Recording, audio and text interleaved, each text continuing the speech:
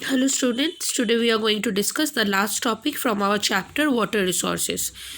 And our today's topic is National Water Policy 2002. Already you all know that in this chapter we have discussed about the importance of water, the uses of water, water pollution, how to conserve the water, rainwater harvesting, all these important topics. The basic theme of the chapter is how to conserve the water. So to conserve the water, the central government, state government as well as the people of the country have taken so many measures. They have started the rainwater harvesting, they have started the watershed management and so on. But there are some legal protection also given by the government. So many policies also created by the government. In regard of these policies, the important policy is the National Water Policy that was started in the year 2002. The National Water Policy, it's actually the priority it's given in the following order: to protect the drinking water, to save the water for the irrigation, to make the hydropower, to make the navigation system, to make the industrial as well as the other uses. The National Water Policy 2002 stipulates the water allocation priorities broadly in the following order: the drinking water, the irrigation, the hydropower, the navigation, and the industrial and the other uses. The policy says the progressive and the new approaches of the water management. The policy always emphasizes the new approaches of the water management.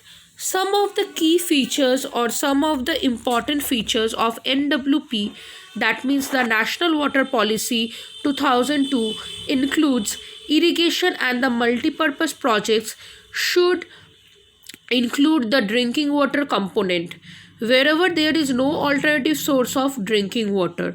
They said that the irrigation and the multipurpose river valley projects should be taken as a drinking water component where the alternative option of the drinking water are not available. Providing the drinking water for all the human beings as well as the animals should be the first priority of the project.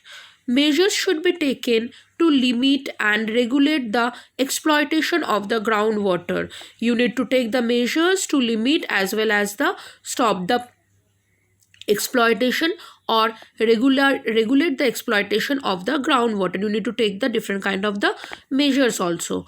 Both the surface water as well as the groundwater should be regularly monitored for quality. It is not like that you will only see the quantity of the groundwater or the quantity of the surface water, like how much it is present.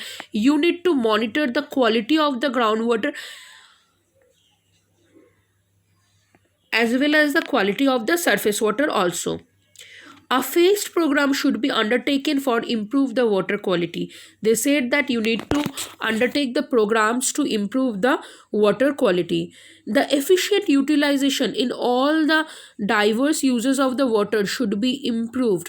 They said that you need to utilize or all the diverse uses of the water should be improved, or efficiently you need to utilize the water. Now, the awareness is the most important thing. The awareness of the water as a scarce resource should be frustrated. You need to make the thinking in between the people that water is a scarce resource. It is not like that water is available. It is means that it is a resource you can use or you can destroy.